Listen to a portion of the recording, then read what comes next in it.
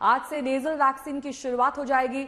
निजी अस्पतालों में आज से ये नेजल वैक्सीन उपलब्ध होगी। इसका बूस्टर डोज की तरह इस्तेमाल किया जाएगा। मंगलवार से कोरोना को लेकर तैयारियों पर देश भर में मॉक ड्रिल भी होगा। केंद्रीय स्वास्थ्य मंत्री मनसुख मांडविया अस्पताल का दौरा करेंगे। सरकार ने मास्क लगाने की सलाह दी है, लेकिन सूत्रों के मुताबिक इसे अनिवार्य नहीं किया गया है। तो आज से भारत में आप नेजल वैक्सीन लगवा सकते हैं। ये मिल जाएगी निजी अस्पतालों में। कोविन पोर्टल पर भी आप नेजल वैक्सीन का ऑप्शन देख सकेंगे और ये दरअसल भारत बायोटेक की नेजल वैक्सीन है, जिसे आप लगवा सकते हैं अपने आप को सुरक्षित रखने के लिए। ये उपलब्ध है निजी अस्पतालों में। आज से भारत में नेजल वैक्सीन भी मिलनी शुरू हो जाएगी, तो आप अपने आसपास के अस्पतालों में, निजी अस्पतालों में जाकर नेजल वैक्सीन लगवा सकते हैं। वरुण सिन्हा मेरे सहयोगी इस वक्त तमाम जानकारी के साथ जुड़ गए हैं। वरुण, देखिए, नेजल वैक्सीन को उपलब्ध कराना, अस्पतालों में इसका बूस्टर डोज की तरह इस्तेमाल किया जाना, ये दर्शाता है कि अब एक वॉर स्केल पर, यानी कि युद्ध स्तर पर तैयारियां की जा रही हैं ताकि कोई भी चूक न रहे। देखिए, निश्चित तौर पे जो हालात और जो परिस्थिति नजर आ रही है, आने वाले दिनों में तैयारी करनी है।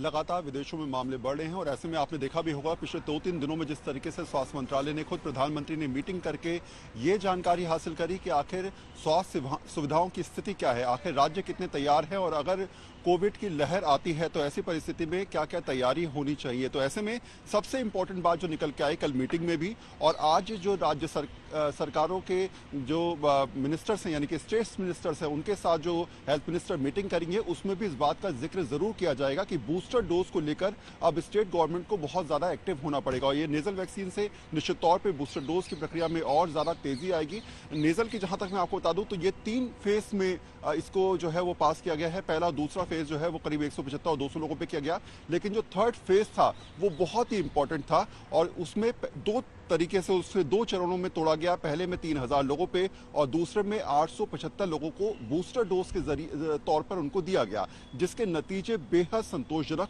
और फायदेमंद साबित हुए। एक और इंपॉर्टेंट बात है कि हम नेजल वैक्सीन की बात करते हैं तो अब तक जो वैक्सीन हमको लगाई जाती थी वो बाहां में लगाई जाती थी, जिससे फेफड़े जो हैं कहीं ना कहीं इन्फेक्ट होने से बचते हैं, इम्यूनिटी स्ट्रांग होती है। लेकिन नेजल के जरिए आप सीधे तौर पर उस जगह को स्ट्रांग करते हैं जहां से कहीं ना कहीं कोविड का वायरस अंदर जा सकता है। तो ये अपने आप में अद्भुत भी है और शायद इससे फायदा भी मिलेगा। कोरोना की लड़ाई में एक कदम आगे जा सकते हैं और आने वाले दिनों में जिस तरीके से प्रिपरेशन की जा रही है। ठीक है वरुण, आप नजर बनाए रखिए, पल पल की अपडेट आपसे लेते रहेंगे।